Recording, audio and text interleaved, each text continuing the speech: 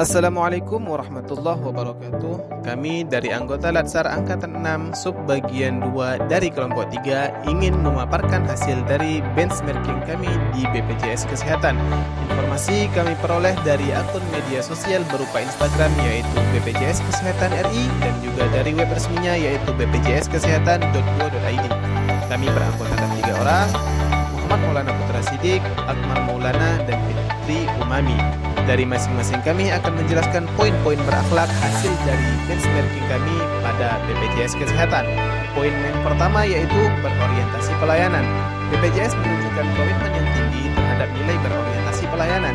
Setiap peserta yang datang disambut dengan pelayanan yang humanis, ramah, dan cepat. Tidak hanya mengandalkan sistem, tetapi juga empati dari para petugas. Layanan dioptimalkan untuk berbagai kelompok masyarakat, termasuk lansia, disabilitas, dan peserta dari daerah 3T. Sistem antrian digital, aplikasi JKN Mobile, dan pusat layanan daring menjadi bentuk nyata pelayanan yang berkelanjutan. Bagi kami, peserta bukan hanya penerima layanan, mereka adalah mitra yang perlu dilayani dengan hati. Fokus pada kepuasan peserta membuat BPJS terus berinovasi. Respon cepat terhadap keluhan dan keterbukaan atas masukan menjadikan BPJS sebagai contoh pelayanan publik yang progresif. Kemudian poin yang kedua, akuntabel. Nilai akuntabel tercermin dalam seluruh proses kerja di BPJS. Setiap layanan terekam dan terdokumentasikan dengan baik, mulai dari pendaftaran hingga klaim. Petugas bertanggung jawab atas setiap kata dan keputusan yang mereka ambil. Kami bekerja berdasarkan standar operasional yang ketat. Semua layanan harus transparan dan bisa dipertanggungjawabkan.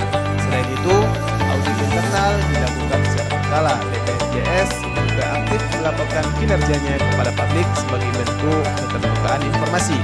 Akuntabilitas bukan hanya soal administrasi, tapi juga komitmen moral. BPJS membuktikan bahwa tanggung jawab terhadap masyarakat harus dijalankan secara profesional dan jujur. Nilai kompeten diwujudkan melalui kemampuan pegawai dalam menguasai prosedur kerja, mengoperasikan sistem